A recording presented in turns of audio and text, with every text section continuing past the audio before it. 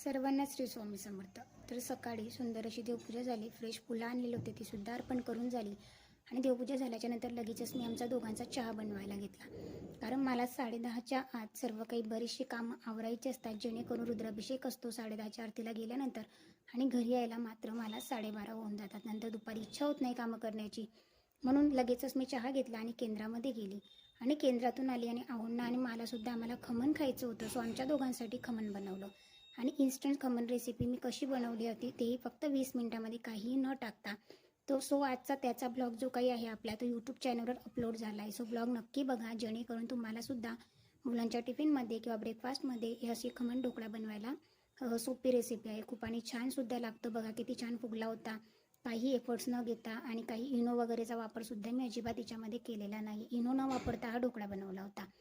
So इतका छान असा खमण ढोकळा बनवला. वरतून त्याला गरमागरम असा तडका दिला आणि आवडणे आणि आम्ही दोघांनी असा सुंदर ब्रेकफास्ट करून घेतला.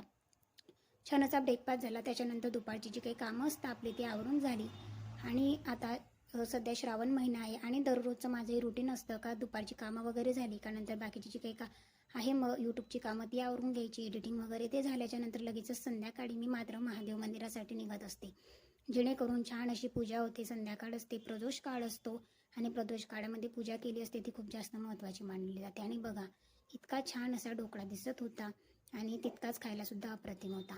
आणि नंतर महादेव मंदिरामध्ये गेले आणि आम्ही असा संपवला आमचा आजचा दिवस.